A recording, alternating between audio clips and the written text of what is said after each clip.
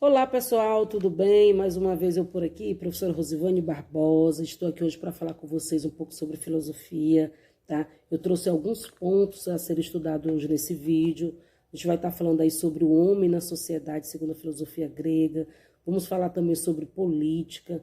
Vamos compreender quem eram os sofistas dentro da sociedade grega e vamos entender o que é ética, tá? Vamos entender o que é ética e qual é o olhar tinha Aristóteles e Platão com relação à ética, tá bom? Bom, antes de mais nada, esse assunto que eu vou estar apresentando para vocês vão encontrar ele na apostila, na primeira apostila de vocês de filosofia, tá bom? Então vejamos bem, eu vou dar início sobre a palavra política. O que significa política, tá? Uma vez que agora a gente também está no período, no ano eleitoral, né? É importante a gente entender o que envolve essa palavra política, tá? Que é de origem grega, quer dizer politeia. Vejamos bem, eu anotei aqui para vocês, tá? A palavra política, ela refere-se a todos os procedimentos relativo à polis.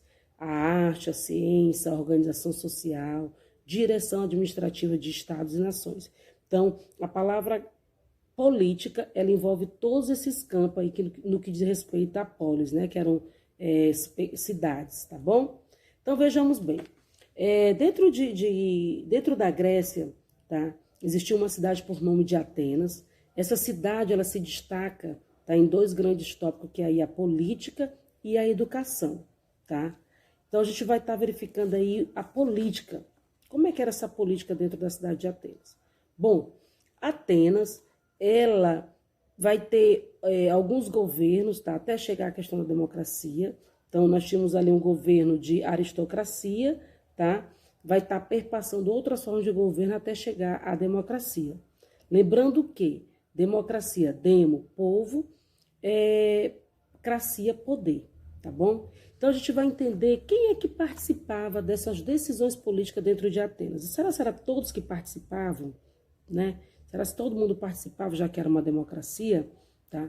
Então, a gente vai entender aí. Primeiramente, nem todo mundo participava dessas decisões políticas dentro de Atenas. Quem é que participava? Bom, tinham poder de decisões dos chamados eupátridas. Esses eram homens livres, cidadãos atenienses, né?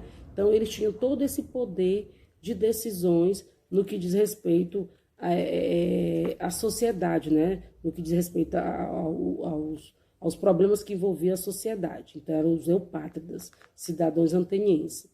O outro grupo, mulheres, tá?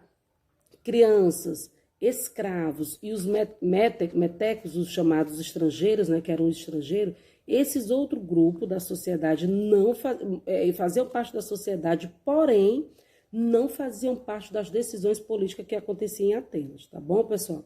Então, a gente percebe aí que essas decisões políticas, né, esse formato de democracia dentro de Atenas, se estendia ainda também a pequenos grupos, né, era somente a homens.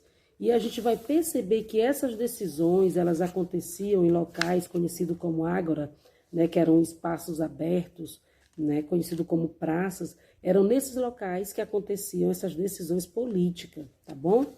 E a gente percebe o seguinte, que para Platão, tá, gente? Para Platão, na questão política, no que diz respeito a essa forma de governo, tá? Ele não era a favor da democracia.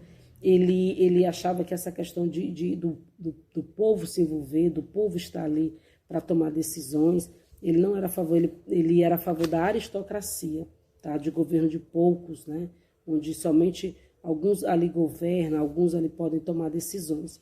Já Aristóteles, ele escreve em sua obra a questão da política. Aristóteles, ele tem um olhar o seguinte, para Aristóteles, ele até coloca o seguinte, eu anotei aqui, olha, o homem é um animal político, tá? A política, segundo Aristóteles, ele diz que a política existe para garantir aos homens seu bem máximo, que é a felicidade. Ele coloca ainda, Aristóteles, ele diz o seguinte, as pessoas devem ter poder político para expressar suas reivindicações. Né? Essa fala de Aristóteles, que as pessoas devem ter poder político para expressar suas reivindicações, isso é verdade, né? Porque se nós, enquanto cidadão, enquanto seres políticos, não reivindicarmos, não fizermos parte da política, né? Achar que política não se discute, a gente acaba ficando à mercê de governos que não olham realmente para o todo, né? Olha somente para si.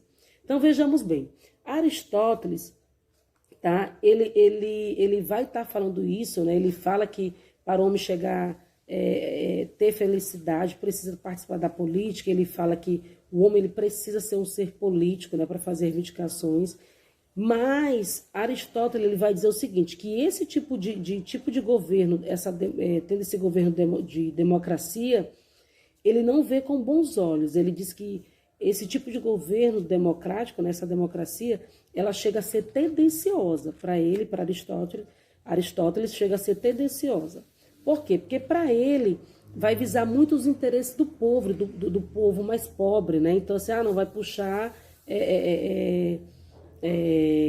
um olhar somente para esse povo, deixando um outro povo sem muita participação. Então, ele diz que ainda que ele tenha esse olhar mais aberto, Aristóteles, ele vai dizer que democracia chega a ser um pouco tendenciosa, haja visto que vai ter um olhar mais voltado para a classe mais pobre, tá bom? Então, a gente percebe aí que na Grécia, como eu falei, né, na cidade de Atenas, a questão política é muito presente. A gente também vai perceber a questão da educação, né? A educação também é muito presente dentro de Atenas. E aí existe um chamado, os sofistas. Quem eram esses sofistas? Os sofistas, eles eram profissionais, tá?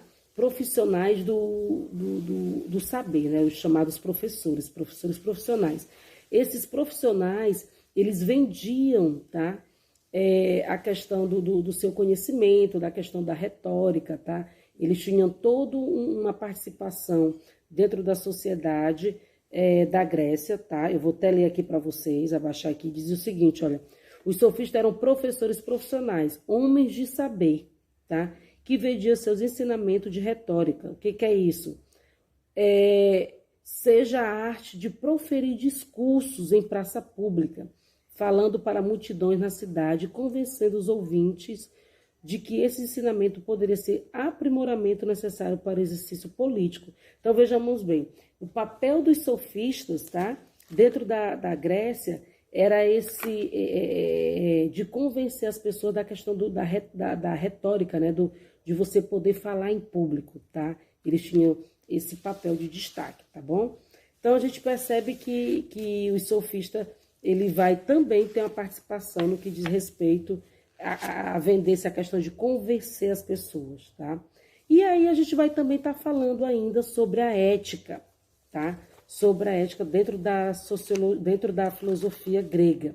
Bom, antes de mais nada, falar sobre a ética, eu quero apresentar aqui para vocês o que é ética, o que se entende por ética, né? Haja visto que às vezes a gente confunde um pouco ética com moral. Ética diz o seguinte, gente, é um conjunto de regras e preceitos de ordem valorativa da moral de um indivíduo. Então, a ética, ela se dá quando a ponderação acerca do certo e do errado, do falso e do verdadeiro, atinge a vida real.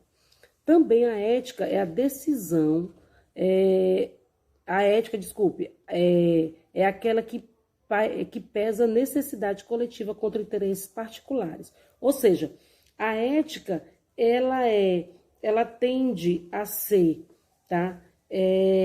De cunho coletivo e não particular, tá? Quando eu começo a verificar o que é certo, o que é errado, tá? Para me tomar uma decisão, não, estou pensando no todo e não nos meus interesses particulares, tá? De certa forma, a gente está fazendo ética, a gente está sendo ético, tá? E a gente vai ver tanto na fala de Aristóteles como na de Platão, que o ser humano, para ele também fazer uso da ética, ele precisa ter o conhecimento, fazer uso da razão, ser sábio, tá? Ele vai estar falando sobre isso. Então, a gente percebe que dentro da Grécia, né, a questão política, a questão da organização, né, de quem participa dessas decisões, precisa também ser ético, tá bom, pessoal? Então, por hoje eu vou ficando por aqui com vocês, tá? Na nossa próxima aula, no nosso próximo vídeo, a gente vai estar falando